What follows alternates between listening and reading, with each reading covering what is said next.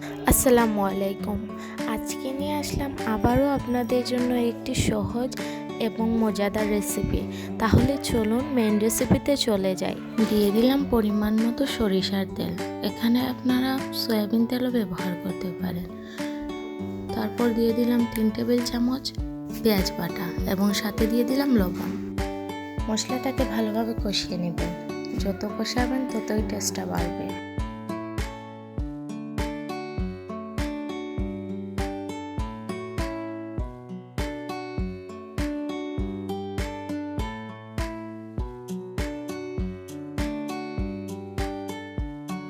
পাঁচ 10 মিনিটের মতো মশলাটাকে কষিয়ে নিলাম।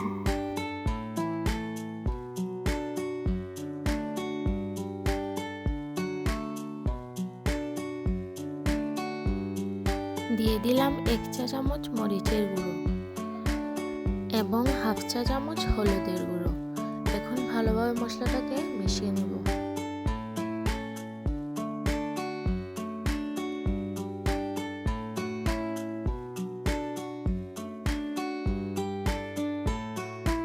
এ পর্যায়ে আমি দিয়ে দিলাম ধুয়ে রাখা শিমের বিচি। এখন মশলার সাথে ভালোভাবে 5 মিনিট কষিয়ে নেব। এখানে আমি মাছটাকে ভালোভাবে ধুয়ে পরিষ্কার করে নিয়েছি।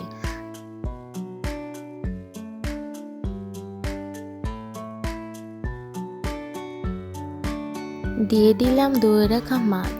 এখানে আমি বোয়াল মাছ দিয়েছি, আপনারা অন্যান্য বড় মাছও দিতে পারেন।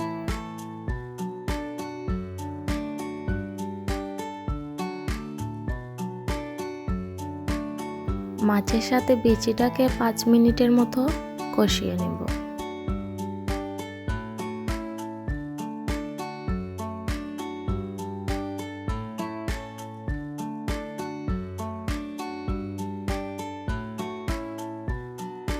এ পর্যায়ে দিয়ে দেব পানি। এখানে আমি 2.5 কাপের মতো পানি ব্যবহার করেছি।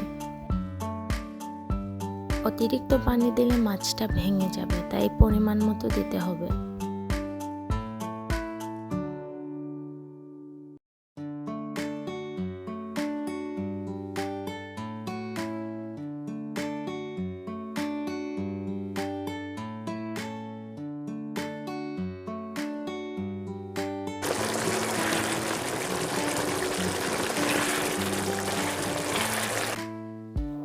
দিয়ে দিলাম ধনেপাতা কুচি।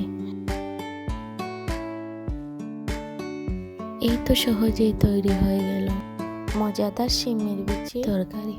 একবার হলেও এই রেসিপিটি ট্রাই করবেন এবং আমার চ্যানেলটিকে সাবস্ক্রাইব করে রাখবেন আরও নতুন নতুন রান্না পাওয়ার জন্য।